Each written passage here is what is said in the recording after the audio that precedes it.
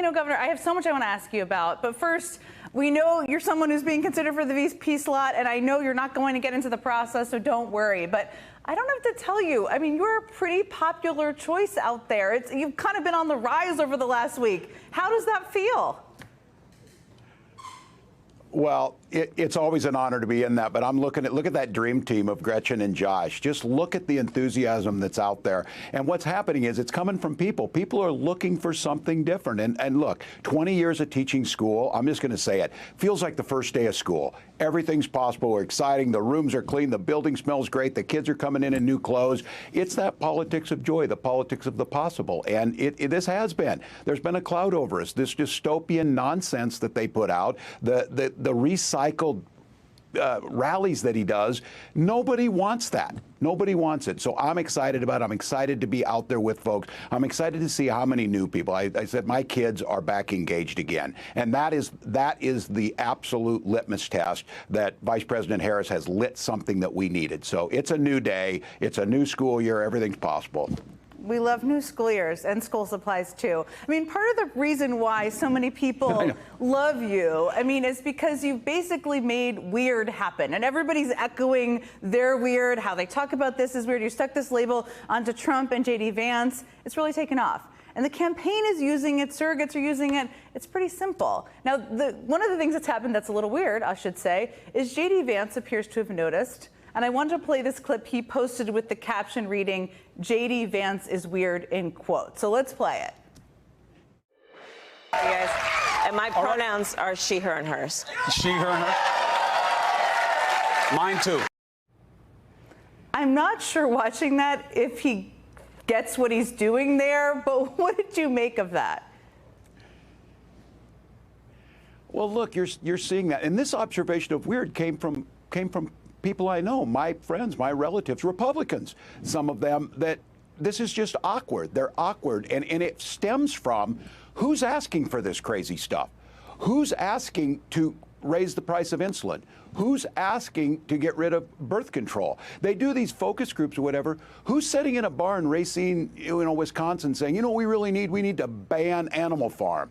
Nobody is. They're talking about real things. So when these guys get in situations in front of real people and trying to pretend like they know what people are going through, they've got nothing to offer. And no one can picture them in their own lives. I brought this thing up that Donald Trump tries to mock Vice President Harris for laughing. And I made the point, you never see this guy laugh. You never see him do these normal things. Imagine when I go home at night, I pick up the Frisbee and throw it, and my dog catches it, he comes over, he gets the belly rub for being a good boy. Picture these guys doing that kind of stuff. They just can't. And what it allows us to do is, we hear you where you're coming from. And I made the pitch that I watched that rally in St. Cloud, Minnesota, where he lied about the election and lied about everything. But the thing that I thought was so joyful is Kamala Harris is going to be there to provide reproductive health care to those women who were standing behind him. He's going to be there to make sure Social Security's there for those seniors who were standing behind him as he talked about nonsense. Going to be there to make sure that those workers can unionize to get a good job. That's the politics of this. Whether they vote for us or not, that's irrelevant. Taking the country forward with a positive message on things that work, that's what people are inspired about. I'm telling you, they got nothing. What are they going to pivot? What are they going to tell us about? I'm a Legion guy. They're not talking in the Legion clubs about banning books and things. They're wondering why this Project 25 cuts VA benefits. Why would they do that? Why is Donald Trump for doing that? And you never hear him talk about it. So this is a golden opportunity. Yes, they're weird. They prove that every day. It's an observation. You can't picture them doing these things. But what it does is it opens it up for a lot of really good people who want to know what the Democrats stand for. What can you guys do for us? And I think that's what the vice president's brought to the race. It's ultimately what elections are supposed to be about. You said something else that I found interesting and I've just been thinking about, that we all give Trump way too much credit, and Democrats should ratchet down some of the scariness. I mean, you said, quote, we're not afraid of weird people, we're a little creeped out, but we're not afraid. So I want to get you to expand on that a little bit, because, I mean, there are some scary things that Trump is planning to do. I'm not suggesting you're trying to back away from that, but tell me a little bit more about what you mean by that.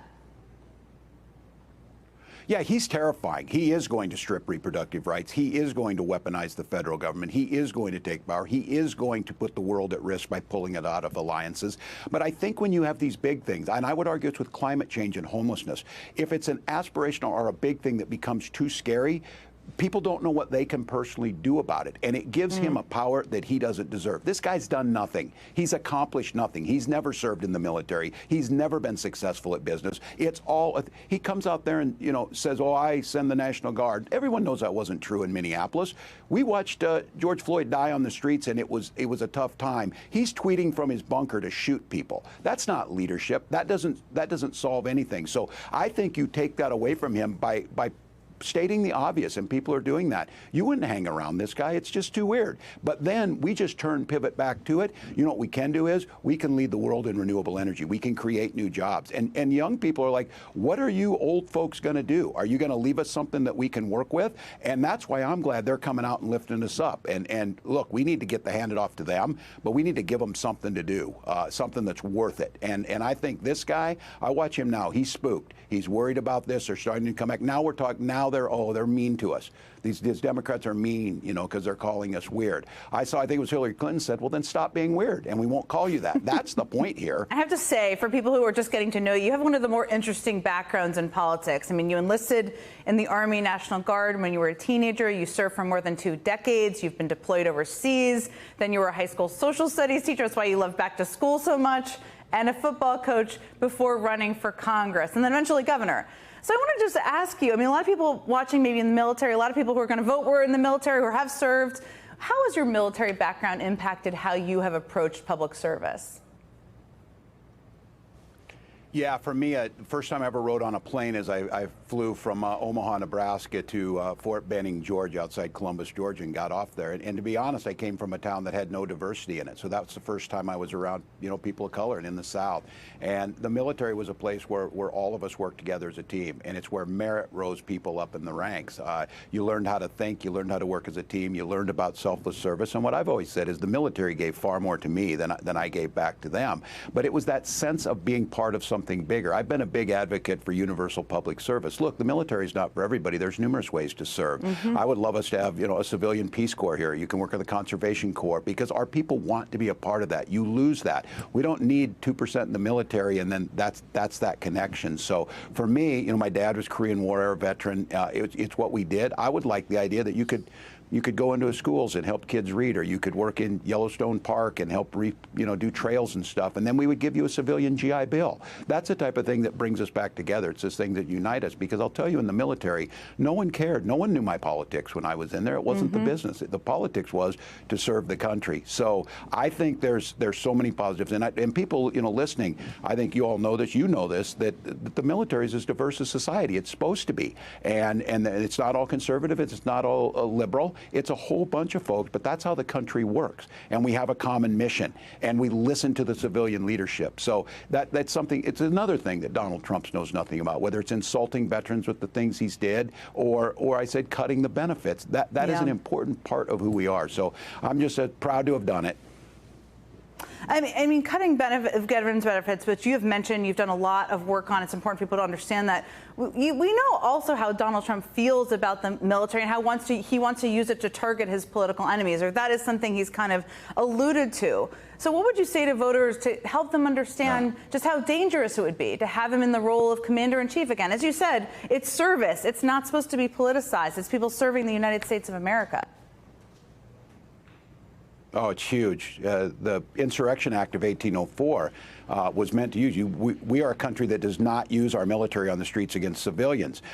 It was rescinded during Hurricane Katrina, and Tom Davis, a Republican congressman from Virginia, and myself restored that, because the idea of the executive having control over that. And just to be very clear, this was a concern across in George Floyd, in Minneapolis, and across many other cities, that Donald Trump would violate the Insurrection Act and use federal troops to suppress that. This is really something to pay attention to, posse comitatus.